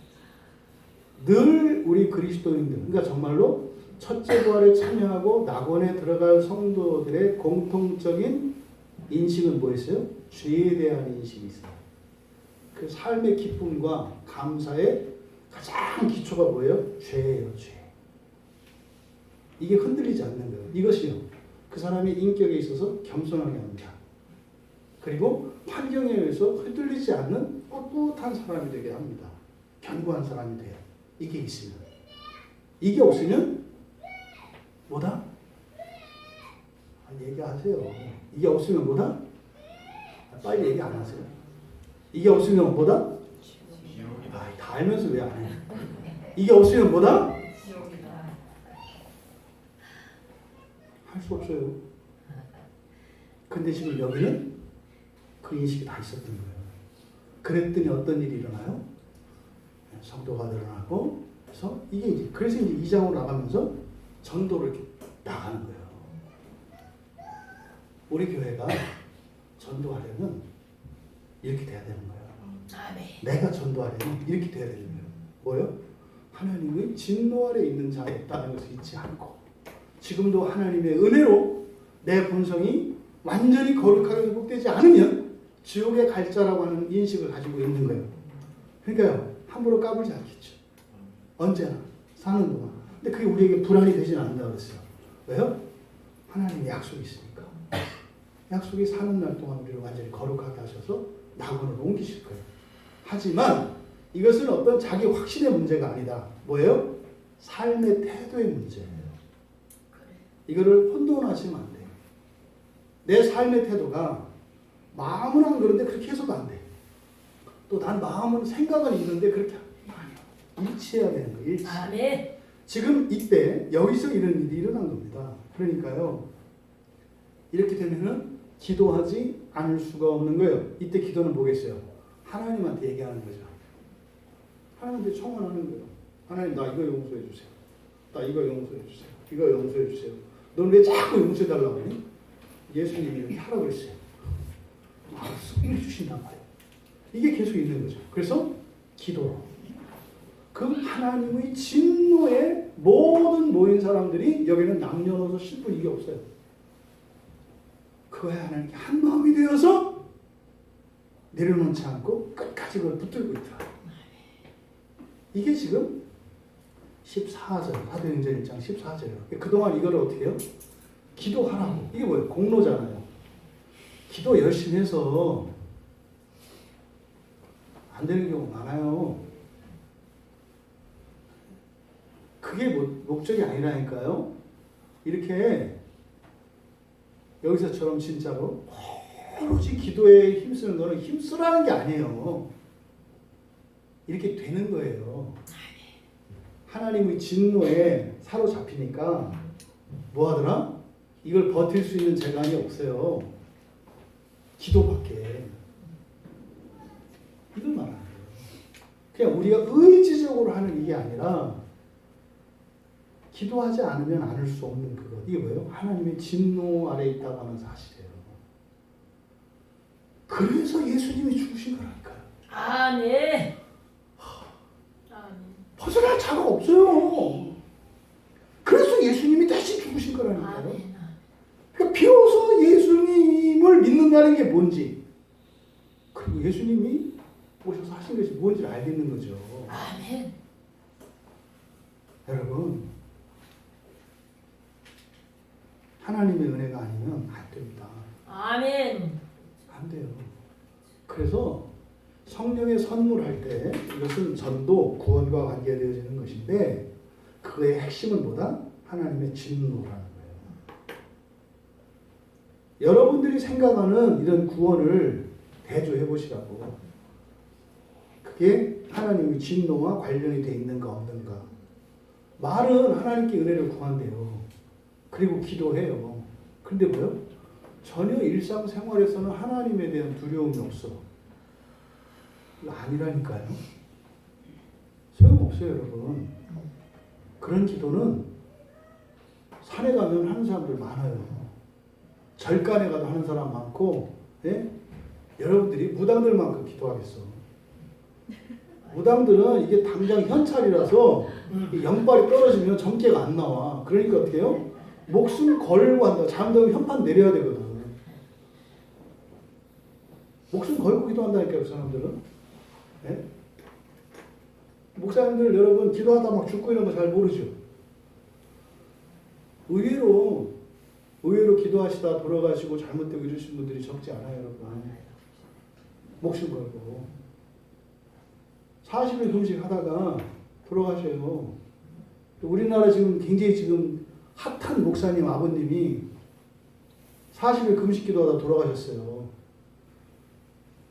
그래가지고 그 컴플렉스 때문에 이 나라에서 못 살고 미국 가서 살다가 늘 그게 있었어요. 딱 생각하니까 여러분 아시죠? 못돼 먹은 성도들 있잖아요. 그럼 어느 목사님이 40일 금식 기도하다가 돌아가시면 어떻게 해야 돼요? 사모님과 애들이 얼마나 어렵까. 쌀 한 가마 지고 가야지. 지쳤나봐. 뭐가 있었나 보지. 그래. 야야, 함부로 하는 거 아니란다. 하지 말자. 이 못돼 처먹은 이 마귀지. 얼마나 기가 막히겠어요. 그 가슴 아파야 되잖아요. 어떻게 그 험담을 해요. 근데 그런 일이 많이 일어나요. 그러니까 어떻게 해요? 얘기를 못해요. 굉장히 수치스러운 일이 된다니까요. 잘못된 거죠. 여러분, 하나님의 진노를 잊지 마세요. 그렇다고 해서 또 이제 나중에 끝나고 나서 또 질문하지 마세요. 목사님, 저도 하나님 진노 아니세요? 이런 얘기 좀 하지 마, 이제. 그럼 예수님이 십자가 끝났다니까. 네. 이렇게 얘기하는 이유는 뭐예요? 여러분 안에 있는 못돼 먹은 죄가 여러분들을 자꾸 미끄러지게 한다고요. 신앙생활 게을리하게 하고 하나님 말씀과 상관없이 내 마음대로 살게 하고 못된 옛 습관을 계속 고집하게 하면 이게 뭐예요? 자기가 하는 게 아니에요, 여러분. 여러분 안에 있는 죄가 역사하는 거거든요. 그 죄를 향해서 제가 얘기하는 거예요. 너 죽었어. 네가 우리 집사님들 괴롭히지? 너 죽었어. 너. 나중에 두고 봐. 너. 하나님이 너를 아주 박살을 낼 거야. 여러분 안에 있는 죄를 향해서 얘기하는 거예요. 못돼 먹은 너 두고 봐. 지금은 네 뜻대로 되는 거 같지? 하나님이 그냥 안 놔도. 왜요? 여러분을 사랑하시니까. 구원하실 거거든요. 하나님. 그래서 이렇게 얘기하는 거죠. 여러분을 향해서 하지만 여러분을 향해서 하는 게 아니라 뭐다? 여러분의 생각과 감정을 쥐락펴락 흔드는 그게 마치 여러분인 것처럼 착각하게 만들고 있는 그 죄를 향해서 얘기하는 거예요. 이게 귀신 들린 사람에게서 귀신 떨어보내는 것 같은 효과라는 거예요. 여러분 감정 정리하는 거, 생각 정리하는 거. 여러분 그러면 어떻게 돼요? 성경 보게 되고 설교 듣게 되고 기도하게 되는 거예요. 여러분 기도하려고 성경 보려고 설교 들으려고 결심하고 계획표 안마를 세워보세요. 되는 게 아니에요. 왜? 여러분들은 똑똑한 사람들이거든.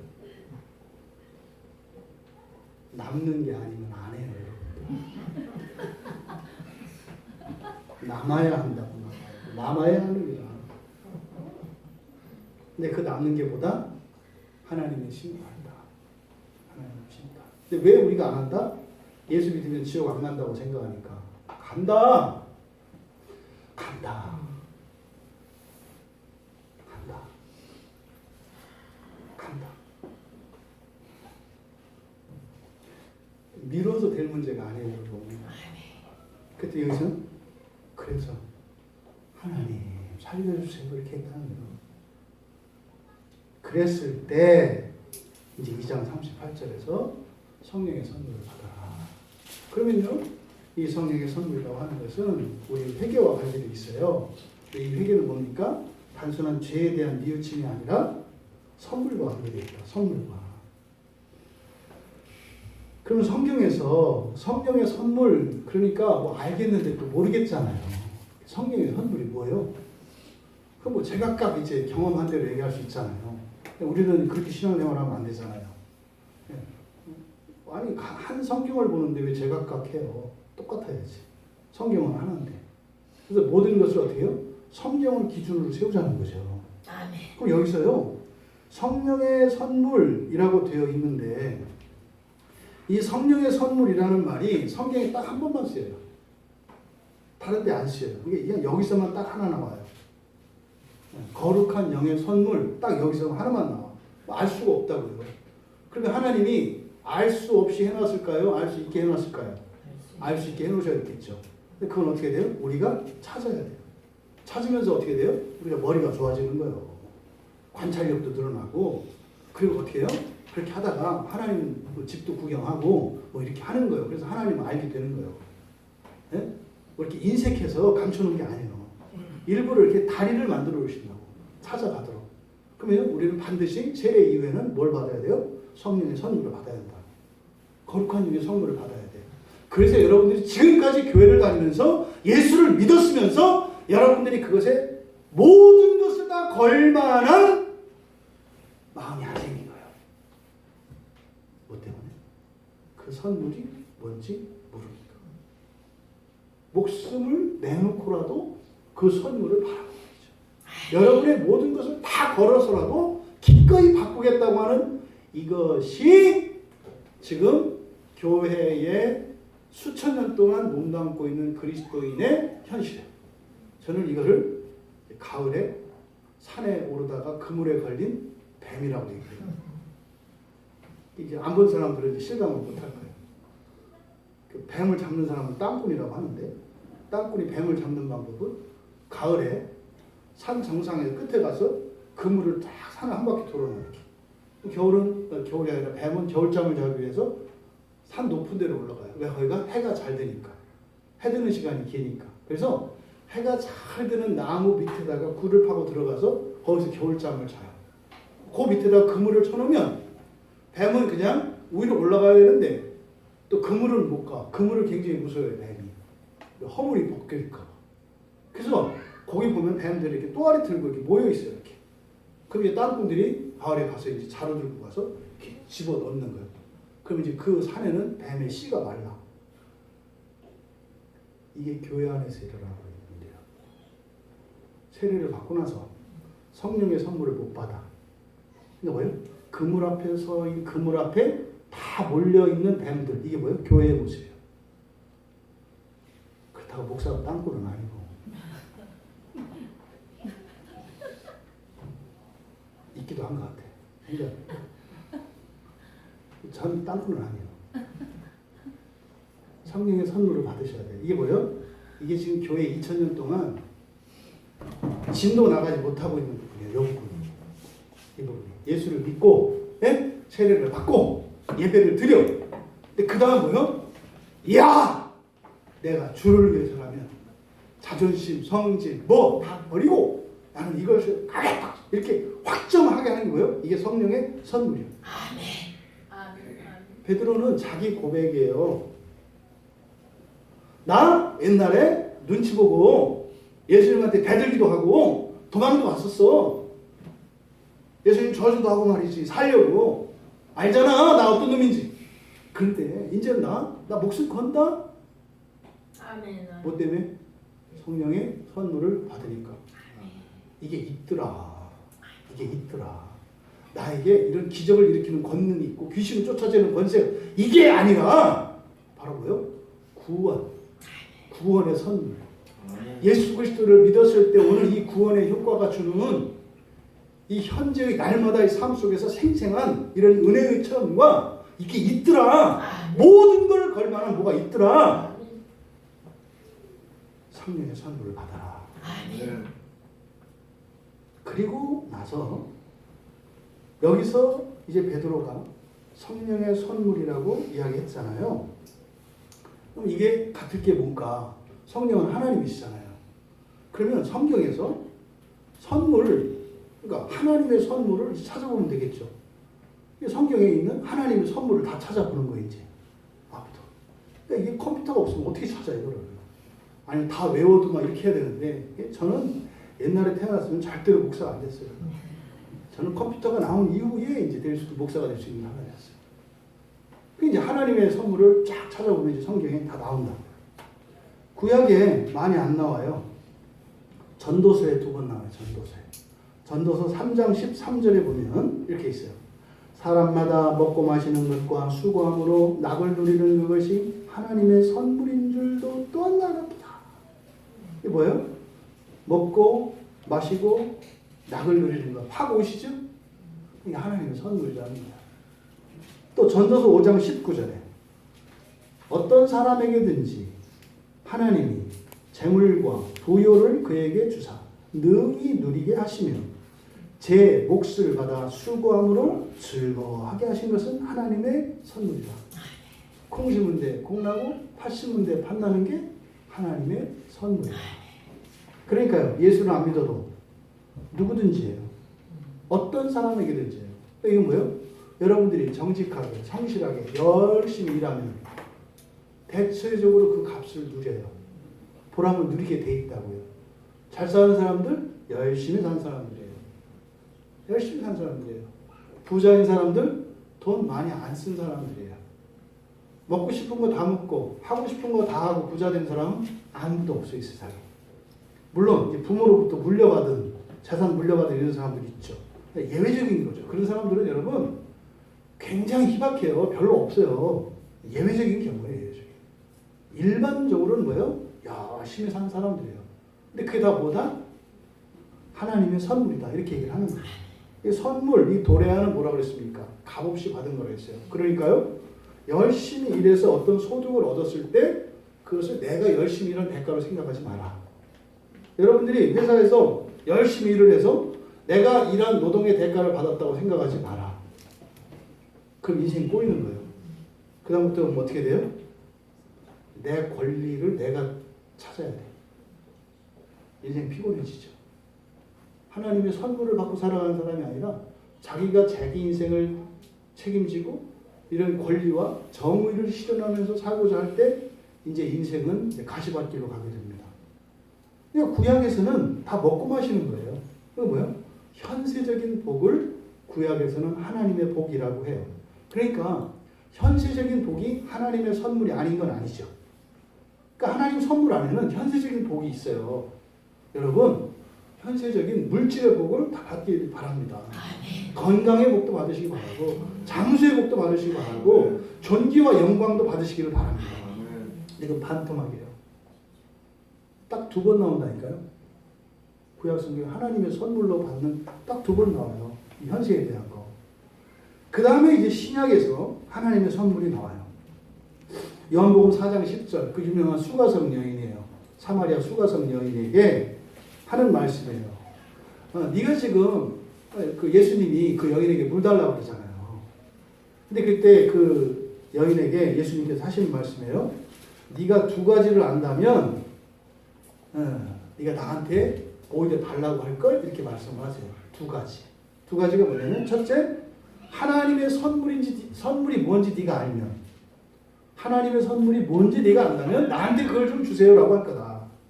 2번째, 내가 누군지 안다면 네가 그것 좀 달라고 할 거다. 근데 거기서 뭐라고 얘기하시냐면 생수를 내게 주리라 그래요. 생수. 그러니까 생수가 뭐겠어요? 주님의 선물이잖아요.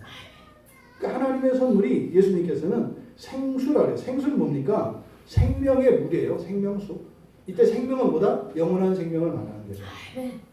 그러니까 하나님이 주시는 이 선물은 영원한 생명. 그러니까 뭐예요? 복음, 구원과 연결되잖아요. 그게 예수님께서는 생명수라고 말씀했어요. 그러니까 수가성 여인은 뭘 몰라요? 수가성 여인은 되게 신학적 지식도 있고 하나님의 믿음도 있고 경건한 여자였다고요. 그랬는데 뭐였어요? 뭘 몰라요? 바로 성령의 선물을 모른다고요.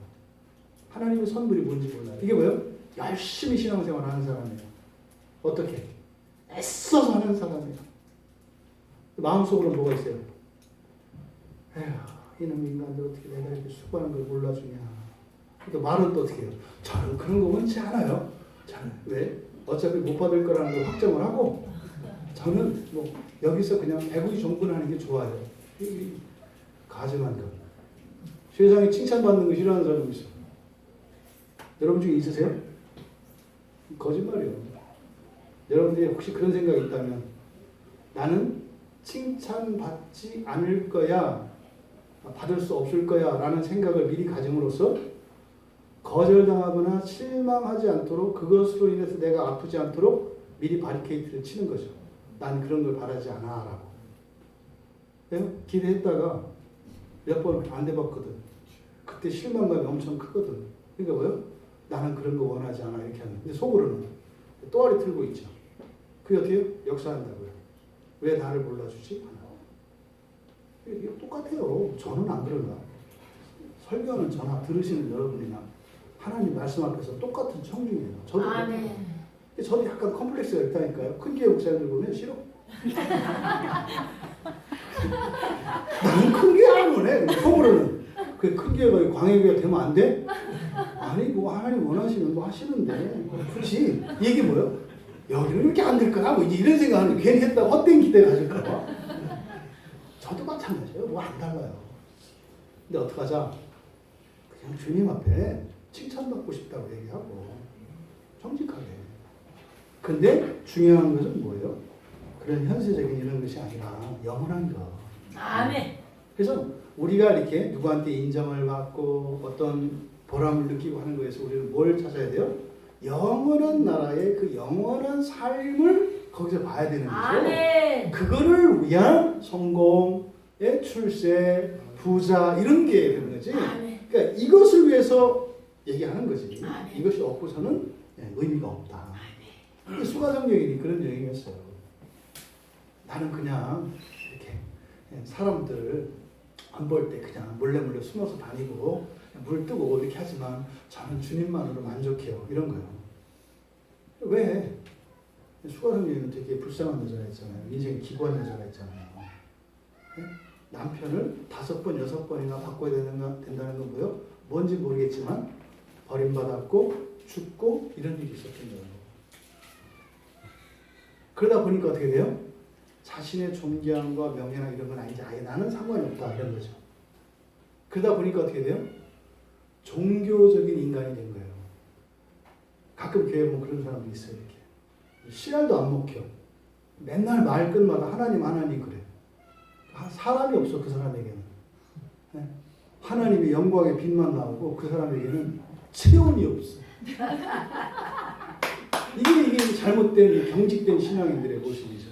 이게 사실은 수가성 여인의 삶이었어요.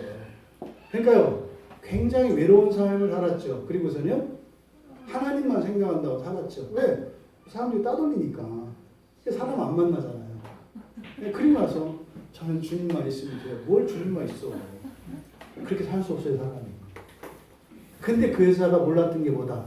이 성령의 선물을 몰랐다. 예수님이 그걸 주시려고 찾아간 거예요. 아멘. 생수를 너에게 주었을 텐데. 이거죠. 사도행전 8장 20절에 보면 이제 베드로가 내가 하나님의 선물을 돈 주고 살 것으로 생각하였으니 내 은과 내가 함께 망할지어다. 이건 이제 헛된 것을 구하는 자들에게 주시는 말씀이죠. 성령의 선물이라는 것은 우리가 공로로, 그래서 돈이라는 것은 뭐예요? 사람의 힘과 노력으로 얻는 걸 말해요. 그렇게 되는 게 아니에요. 소나무 뿌리를 여러분들이 소나무를 10개를 뽑는다고 해서 하나님이 움직일까요? 천만의 만만의 공덕입니다. 지구를 사과 쪼개듯이 반으로 쪼개보세요. 꼼짝도 안 하세요. 그렇게 되는 게 아니에요. 베드로가 말씀하신 게 그거죠. 하나님의 선물이라는 것은 뭐예요? 말 그대로 선물, 은혜예요. 하나님의 은혜로 주시는 거예요. 이걸 잊으면 안 돼요. 그런데 이제 이것이 이 성령의 선물이 바울 사도에게 이제 넘어가요. 바울 사도에게 이제 넘어가면 이제 다른 이제 말로 이제 표현을 하거든요. 그래서 성경에서 성령의 선물과 같은 의미를 가진 첫 번째가 뭐다? 하나님의 선물이다. 아멘. 구약에서는 물질적이고 현세적인 거다. 그리고 신약에서는 영원한 생명과 관계되어 있다. 그러면 또 예수님께서 이 성령의 선물과 성령의 선물에 대해서 우리가 알 수 있도록 예수님이 가르쳐 주신 말씀이 있어요. 요한복음 20장 22절에요. 요한복음 20장 22절에 보면 이 말씀을 하시고 그들을 향하여 숨을 내쉬며 이르시되 성령을 받으라. 이게 또 교회 안에 문제를 일으키는 거예요. 성령을 받으라. 양치는 했나 몰라? 이게 또 흉내내는 거예요. 이게 지금 오해를 하고 있는 또 이제 그런 대표적인 부분 중에 하나죠. 그러니까 예수님께서 이때 숨을 내셨잖아요. 이게 숨을 내쉬면서 성령을 받으라 이렇게 말씀하셨어요. 이때 성령을 받으라고 말씀을 하셨는데 이때 숨을 내쉬다라고 하는 이 말은 우리가 이렇게 따라서 할 수 있는 게 아니에요. 우리들이. 왜냐면 이게 성경에 딱 한 번만 쓰였고요. 이렇게 후 하고 내 이런 거를 사도들이 흉내내지 않았다 이 말이에요. 어느 누구도. 그냥 하나님으로서 예수님이 하신 거예요. 그런데 이것은 구약과 연결돼요. 그러니까 예수님이 제자들을 향하여 숨을 내쉬며 성령 받으라 했을 때 그것은 예수님이 무언가를 제자들에게 상기시켜주는 행위였어요. 예, 하나님이 창조하실 때 창세기 2장 7절에 보면 여호와 하나님이 땅의 흙으로 사람을 지으시고 생기를 그 코에 불어넣으시니 사람이 생명이 되며 바로 뭐예요? 내가 누구라는 거예요? 창조주시라는 거예요. 창조주시라는 거예요. 그러니까 성령을 받는다는 의미는 뭐예요? 바로 영원한 생명을 얻은 새로운 피조물 되라는 얘기라는 거예요. 그러니까 성령을 받는 게 무슨 어떤 신비적인 막 이런 어떤 체험이나 막 몸 떨림이나 이런 게 아니라 뭐예요?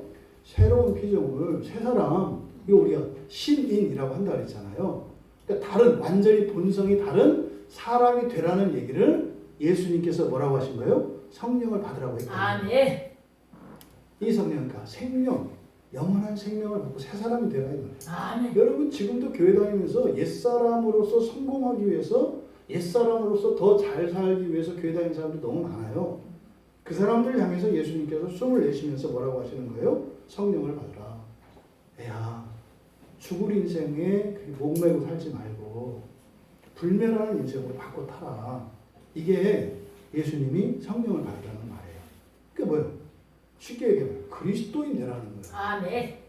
성령 받으라는 거예요. 그게 뭐예요? 주일 지키고 예배 드리고 말이죠. 같이 공부하고 알아가고 기도하고 설교하고 이거예요. 성령 받으라는 게 막 산에 가서 이런 게 아니다 이 말이야. 오해하지 마라. 또 이렇게 숨을 내쉬는 게 이제 구약에서 나와요. 열왕기상 17장 21절에 보면 살리는 사건이 일어나잖아요. 그럼 이제 한번 가보세요. 열왕기상 17장 21절.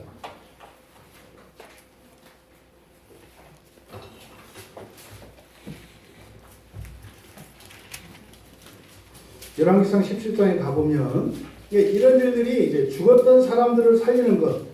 여기서 참고로 사람이 죽었다 살아나는 게 부활은 아니라고 그랬어요. 그렇죠? 그러니까 죽었다 살아나는 것도 부활의 한 과정이지만 죽었다 살아나는 것 자체가 부활은 아니다. 죽은 사람을 살리는 일이 구약에서도 일어난다고요. 21절에 같이 읽겠습니다. 시작.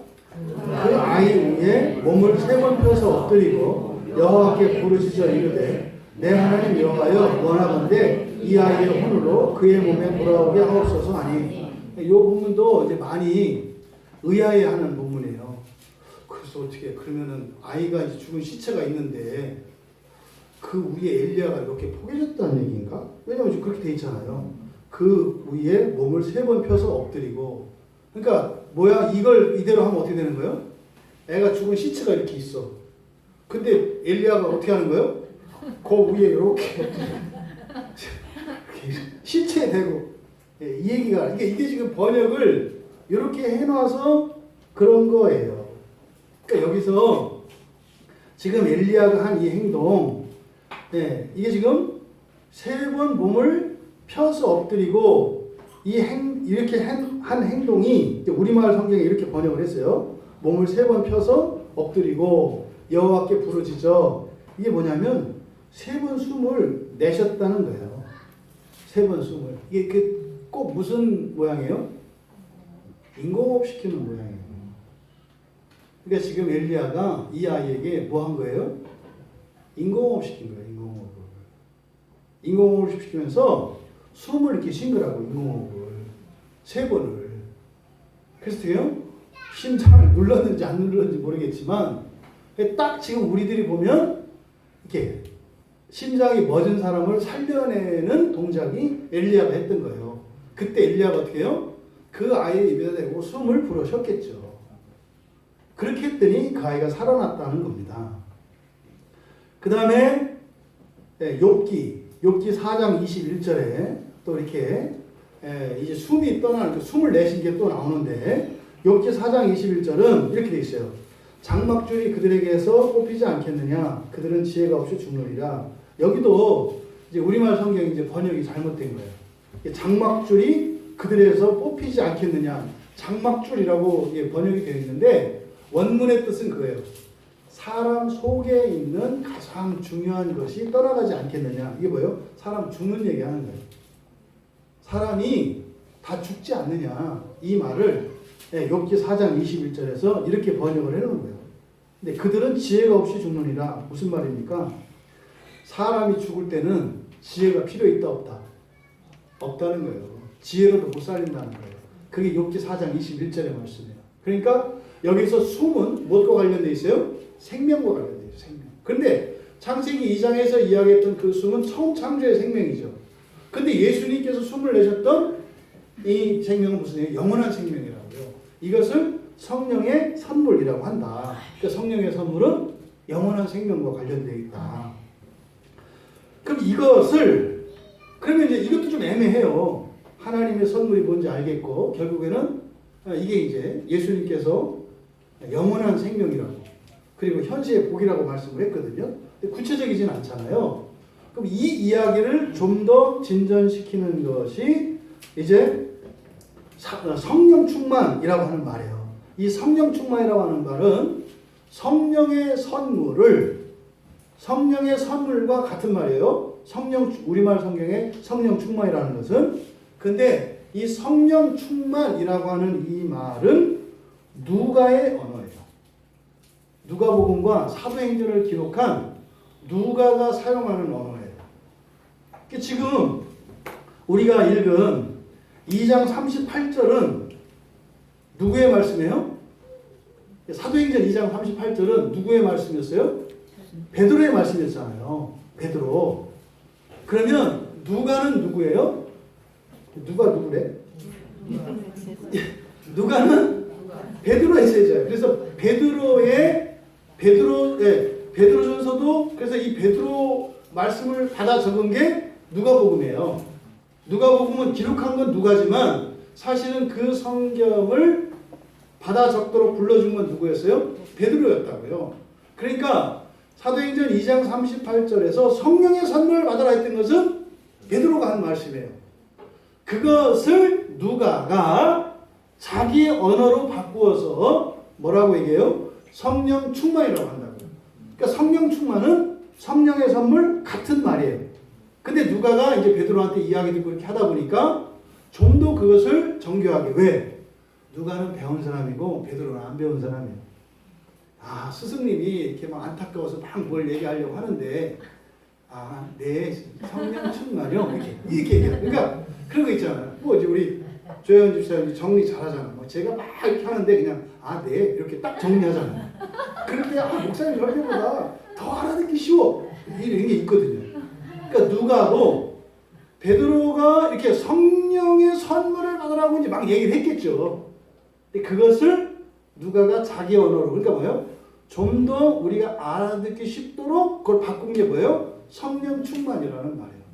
그래서 이 성령 충만이라는 말은 누가가 사용해요. 누가만 사용해요. 딱 2번. 바울 사도가 2번 사용하고 나머지는 다 누가만 써요. 그래서 이 말은 누가복음과 사도행전에 나와 있어요. 성령 충만이라는 말은.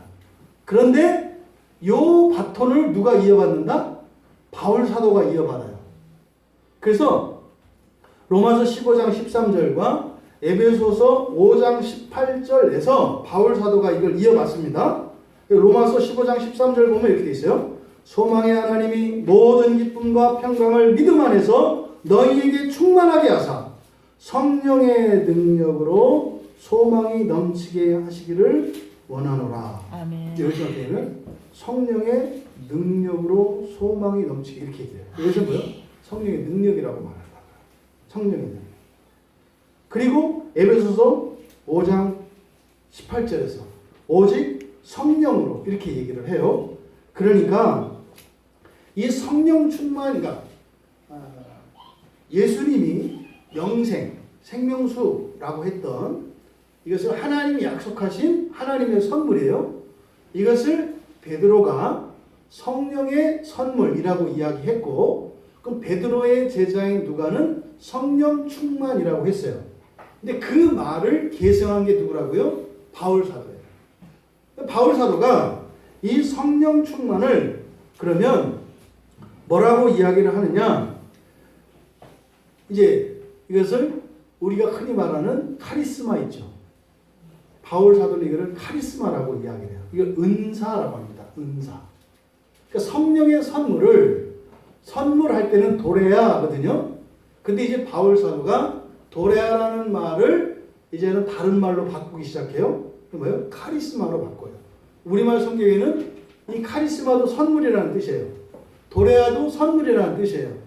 그러니까 카리스마와 도레아는 값없이 그냥 거저 준다는 의미에서 똑같은 거예요. 그런데 카리스마와 도레아의 차이는 도레아는 그냥 값없이 주면은 선물이에요. 그러니까 아무거나 다 도레아가 되죠. 뭐든지. 그러니까 내가 뭐 쓸데없는 것도 선물이 될 수 있어요. 그냥 이렇게 주는 거니까. 근데 카리스마는 그게 아니에요. 카리스마에는 뭐예요? 성령의 능력이 포함되어 있어요.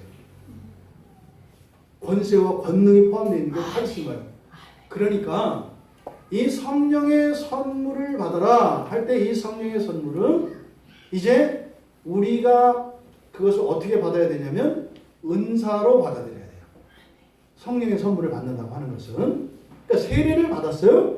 그 이후에 우리가 받아야 되는 것, 우리가 사모해야 되는 것, 그게 뭐라고요? 결론적으로 말하면 은사다. 은사다. 로마서 5장 15절에 보면 은혜로 말미암은 선물을 은사다 이렇게 얘기를 해요. 근데 로마서를 맨 처음 쓸 때 로마서 1장 11절에 보면 이 바울 사도의 소원을 밝혀요. 그러니까 편지를 쓰면서 교인들에게 내 소원이 있는데 내가 너희들을 간절히 보고 싶어. 내가 너희들을 이렇게 보고 싶은 그 이유 그게 뭐냐면 신령한 은사를 너희에게 나누어 주어서 너희를 견고하게 하려고 하는 거예요. 아멘. 그래서 이게 성령의 선물이 누가를 통해서 성령 충만으로 그것이 바울에게로 은사로 이어진다. 그러니까 우리는 성령의 선물이 무엇인지 그러니까 성경을 통해서 배울 수 있어요. 그럼 뭘 배워야 되겠어요? 은사가 뭔지. 하나님의 은사가. 그래서 우리가 은사를 사모하라 그러잖아요. 이게 뭐예요? 바로 성령의 선물을 말하는 것이고 하나님이 약속한 것이고 예수님께서 받으라고 했던 성령을 바로 은사라고 한다고. 이거를 카리스마라고 합니다. 그래서 성령을 받으라라고 할 때 목적어를 소유격으로 써요. 목적어를 소유격으로 쓰면 무슨 의미라고 했나요? 기억나시나요? 그러면 소유격, 이런 이제 우리말은 원래 뭐였죠? 이것을 가져라. 이것을 그러잖아요. 이걸 목적격이라고 해요. 무엇을 이렇게 하잖아요. 근데 헬라어에서는 이것의라는 말을 쓴다고요. 이것을, 그러니까 우리말로는 말이 안 돼요. 그러니까 이제 이런 거를 원문을 보면 이제 해석이 안 된다고요. 우리말식으로 보려고 하면. 그러니까 뭐요? 나는 당신을 사랑합니다. 그럼 뭡니까? 당신 전체를 사랑하는 거예요. 근데 나는 당신의 돈을 사랑합니다 할 때는 뭐라고요? 나는 당신의 사랑합니다 이렇게 얘기를 해요. 이해되시죠? 그러니까 전부를 얘기할 때는 무엇을 이렇게 얘기하고 그것의 일부를 이야기할 때는 무엇의라고 해요. 주어도 마찬가지예요. 내가 당신을 사랑합니다 할 때는 나의 모든 것을 사랑합니다 이렇게요. 근데 나의 흑심이 당신을 사랑합니다 이렇게 할 때는 나의라고 얘기를 한다고요. 그러니까 이게 헬라어에서만 나타나요. 그래서 여기서 말하는 것은 성령을 받으라라고 하는 성경의 표현에서 성령 자체를 말하는 게 아니에요. 왜? 전부 소유격으로 쓰니까. 다 소유격으로 써요. 그게 무슨 말이에요? 성령의 무엇을 받으라는 거죠. 성령의 무엇이니까? 성령의 권능이에요. 성령의 선물이에요. 이것을 바울 사도가 은사라고 했습니다. 그러니까 우리가 성령을 받고 흔히 사람들이 말하는 성령 세례 받고 하는 것은 어디서 받는 거예요? 성경에서 받는 거예요. 왜? 그 은사가 뭔지 여기다 써놨거든. 그러니까 책 보기 싫은 사람들이 맨날 엉뚱한 짓 하는 거예요. 공부하기 싫으니까 딴 데 가가지고. 근데 기독교는 공부를 해야 돼요. 왜요? 바뀌어야 된다니까요. 뇌가 바뀌어야 돼요. 본성이 바뀌려면 우리의 지성이 바뀌어야 된다니까요. 그래서요? 그래서 성경 봐야 된다고요. 그러니까 성경은 이해 안 된다고 안 보면 안 돼요. 이해 안 돼도 어떻게 돼요? 계속 봐야 돼요. 이렇게 성경을 보는 일은 목욕탕에서 이태리 타올로 미는 것 같다. 때 없다고 내비두면 안 돼요. 계속 비비면 한없이 나옵니다. 그래서 성경도 이해 안 된다고 없다고 나는 때 없는 사람이라고 그러지 말고 때 뺏기듯이 그냥 성경을 계속 읽고 설교를 계속 들으면 수월찮게 나오니까 여러분 절대 실망 안 시켜요. 그러니까 계속 설교 듣고 성경 보고 이렇게 함으로써 거기서 우리들의 은사를 발견하고 말이죠. 우리 각자에게 주신 은사가 뭐가 있는지 또 모든 사람에게 주신 은사가 무엇이 있는지 이것을 발견할 수 있게 되기를 바랍니다. 그러니까 이 다음 주설교는 뭘 갖고 하겠어요? 성령의 은사에 대해서 하겠죠.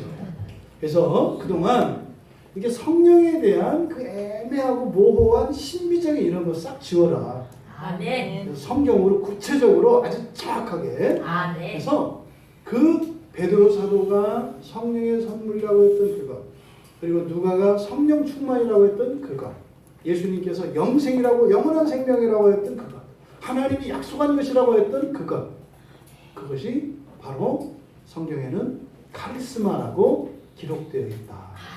그래서 그 성령의 은사를 사모하며 이 한 주일을 또 그렇게 살아가시는 우리 모두 되시기를 주님의 이름으로 축원합니다. 아멘. 같이 부를 찬양이 우리 모두 함께 가서요.